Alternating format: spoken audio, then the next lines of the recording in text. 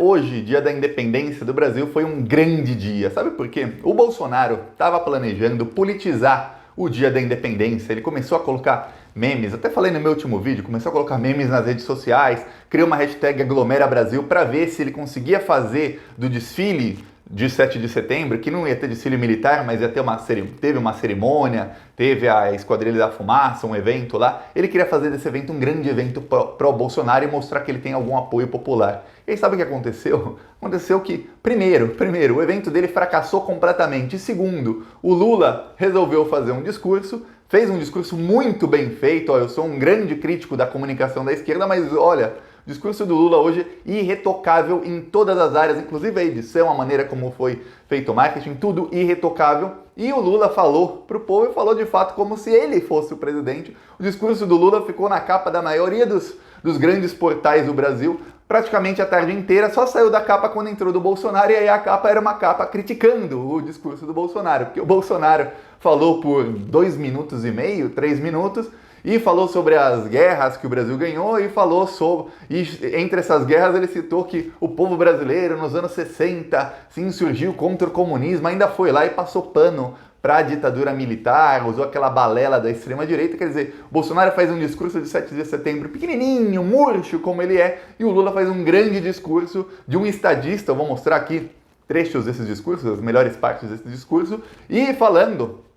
Não só que ele é contra o teto de gastos, ele se colocou, olha só, isso é muito importante, falou, temos que acabar com o teto de gastos, que é a grande discussão entre os economistas hoje em dia, e se colocou como candidato em 2022, não exatamente com essas palavras, mas o fato do Lula falar, me coloco à disposição para o Brasil mudar e voltar para o caminho certo, que é uma coisa que até eu sempre falo aqui, o Brasil tem que voltar para o caminho certo, voltar até progresso, na bandeira está ali ordem e progresso, precisamos voltar para o progresso. O Lula, quando ele se coloca à disposição, ele acende uma chama de esperança no coração de milhões de brasileiros que veem nele o grande salvador, a pessoa que tem condições de ganhar do bolsonarismo, do lavajatismo, de qualquer tipo de direitismo tosco que está aí saqueando o Brasil hoje. O Lula tem todas as condições de ganhar isso. E olha, o discurso dele foi irretocável. É muito raro eu, Thiago, assistir a alguma fala de alguém por 10, 15, 20 minutos e eu falar assim, caramba, eu concordo com tudo o que essa pessoa falou. É irretocável, eu não mudaria nada, eu não acho que está errado esse ponto, nem esse. Eu sou uma pessoa que faço várias críticas aos governos do PT, mas são críticas na estratégia dos governos.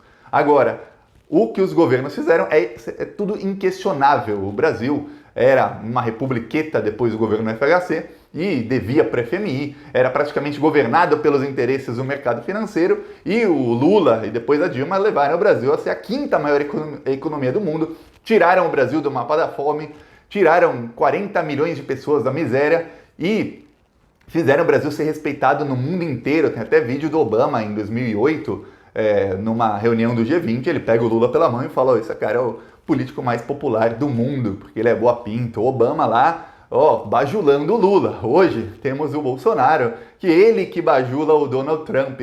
Então, no dia da independência do Brasil, a estrela que brilhou foi a estrela do Lula. E olha só como a esquerda está melhorando nas redes sociais.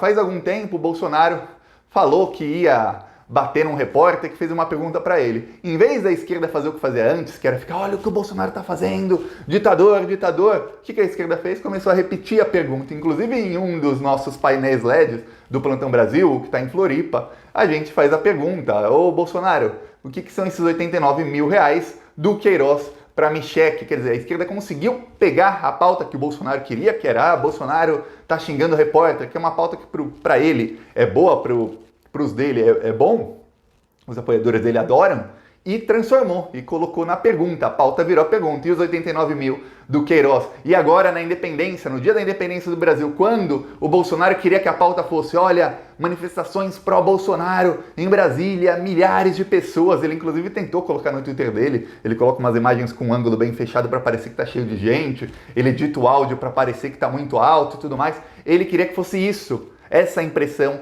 que desse no 7 de setembro, que a mídia fosse falar, olha só quanta gente com o Bolsonaro, mas as 20 mil pessoas que ele esperava, não deu nem 300 pessoas lá no 7 de setembro do Bolsonaro, e para piorar, a mídia inteira falando do discurso do Lula. Foi capa no UOL, O UOL é o site mais visto do Brasil, foi capa no UOL, foi capa na Folha, foi capa no Estadão. Só a Globo que censura o PT, só a Globo é que não mostrou, né? E aí depois, quando tirou o Lula, colocou o Bolsonaro, as abobrinhas do Bolsonaro. E agora você aí com partes do discurso do Lula, para quem não tiver visto ainda. E só uma coisinha, se você quer ver Lula 2022, se você é contra o desgoverno, curte o vídeo e se inscreve no canal. É um segundinho de graça se inscrever e vamos fazer oposição para o Brasil voltar ao caminho certo, para voltar aos trilhos. Com quase 130 mil mortos e mais de 4 milhões de pessoas contaminadas,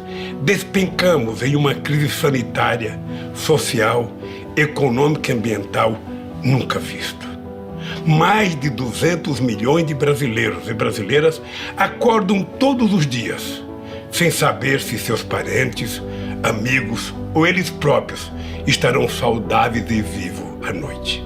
A esmagadora maioria dos mortos pelo coronavírus é de pobres, pretos, pessoas vulneráveis que o Estado abandonou. Cada um desses mortos que o governo federal trata com desdém tinha nome, sobrenome, endereço. Tinha pai, mãe, irmão, filho, marido, esposa e amigos. Dói saber que dezenas de milhares de brasileiros e brasileiras não puderam se despedir de seus entes queridos. Eu sei o que é esta dor. Teria sido possível, sim, evitar tantas mortes. Estamos entregues a um governo que não dá valor à vida e banaliza a morte. Um governo insensível, irresponsável e incompetente, que desrespeitou as normas da Organização Mundial da Saúde e converteu o coronavírus em uma arma de destruição em massa. Os governos que emergiram do golpe congelaram recursos e sucatearam o Sistema Único de Saúde, o SUS, respeitado mundialmente como modelo para outras nações em desenvolvimento. E o colapso só não foi maior ainda graças aos heróis anônimos, as trabalhadoras e os trabalhadores do sistema de saúde. O Conselho Monetário Nacional acaba de anunciar que vai sacar mais de 300 bilhões de reais dos lucros das reservas que nossos governos deixaram. Seria compreensível se essa fortuna fosse destinada a socorrer o trabalhador desempregado ou a manter o auxílio emergencial de R$ 600 enquanto durar a pandemia. Mas isso não passa pela cabeça dos economistas do governo. Eles já anunciaram que esse dinheiro vai ser usado para pagar os juros da dívida pública. Nas mãos dessa gente, a saúde pública é maltratada em todos os seus aspectos. A substituição da direção do Ministério da Saúde por militares sem experiência médica ou sanitária é apenas a ponta do iceberg. Em uma escalada autoritária, o governo transferiu centenas de militares da ativa e da reserva para a administração federal, inclusive em muitos postos-chave.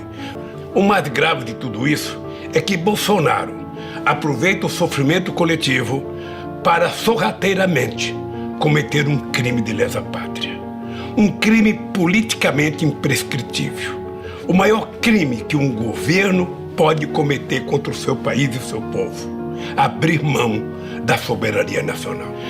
A submissão do Brasil aos interesses militares de Washington foi escancarada pelo próprio presidente ao nomear um oficial general das Forças Armadas Brasileiras para servir no Comando Militar Sul dos Estados Unidos, sob as ordens de um oficial americano. Em outro atentado à soberania nacional, o atual governo assinou com os Estados Unidos um acordo que coloca a base aeroespacial de Alcântara sob o controle de funcionários norte-americanos.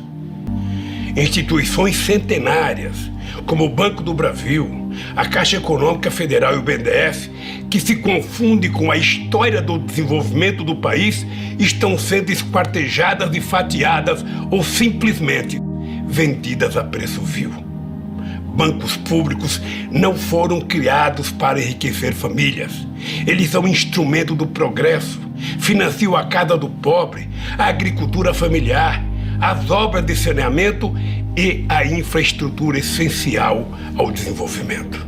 Se olharmos para o setor energético, veremos uma política de terra arrasada igualmente predadora.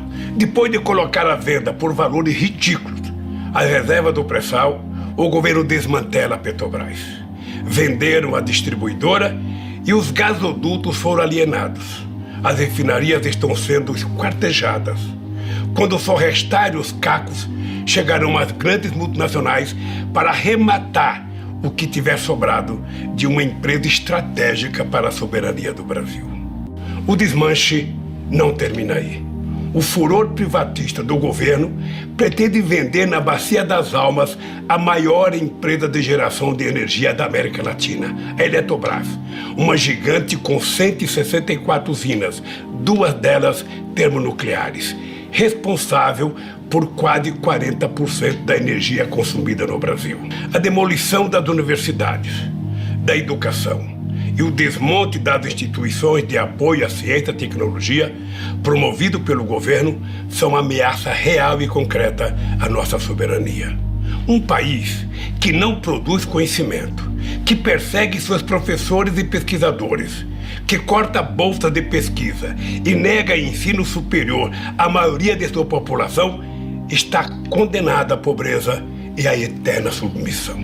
A obsessão destrutiva desse governo deixou a cultura nacional entregue a uma sucessão de aventureiros. Artistas intelectuais clamam pela salvação da Casa de Rio Barbosa, da Funarte, da Ancine. A Cinemateca Brasileira, onde está depositado um século da memória do cinema nacional, corre o sério risco de ter o mesmo destino trágico do Museu Nacional. Eles nunca se conformaram em ver o Brasil como um país independente e solidário com seus vizinhos latino-americanos e caribenhos, com os países africanos, com as nações em desenvolvimento. Aí está a raiz dos processos armados contra mim, da minha prisão ilegal e da proibição da minha candidatura em 2018. Processos que agora todo mundo sabe contaram com a criminosa colaboração secreta de organizações de inteligência norte-americanos. Ao tirar 40 milhões de brasileiros da miséria, nós fizemos uma revolução neste país, uma revolução pacífica, sem tiros nem prisões. Abandonaram uma política externa altiva e ativa, em favor de uma submissão vergonhosa e humilhante. Este é o verdadeiro e ameaçador retrato do Brasil de hoje. Tamanha calamidade terá que ser enfrentada com um novo contrato social que defenda os direitos e a renda do povo trabalhador. Minhas amigas e meus amigos, minha longa vida, aí incluídos os quase 2 anos que passei em uma prisão injusta e ilegal, me ensinou muito. Mas tudo que fui, tudo que aprendi, cabe num grão de milho se essa experiência não for colocada a serviço dos trabalhadores. Jamais haverá crescimento e paz social em nosso país, enquanto a riqueza produzida por todos for parar nas contas bancárias de meia dúzia de privilegiados. Não podemos admitir que nossa juventude negra tenha suas vidas marcadas por uma violência que beira genocídio. O povo não quer comprar revólver, nem cartucho de carabina. O povo quer comprar comida. É nessa hora que me vem à cabeça esta frase que li num livro de Victor Hugo, escrito há 1 século e meio, e que todo trabalhador deveria levar no bolso, escrita em um pedacinho de papel para jamais esquecer. É do inferno dos pobres que é feito o paraíso dos ricos. Vamos juntos reconstruir o Brasil. Ainda temos um longo caminho a percorrer juntos. Fiquem firmes, porque juntos nós somos fortes. Viveremos e venceremos.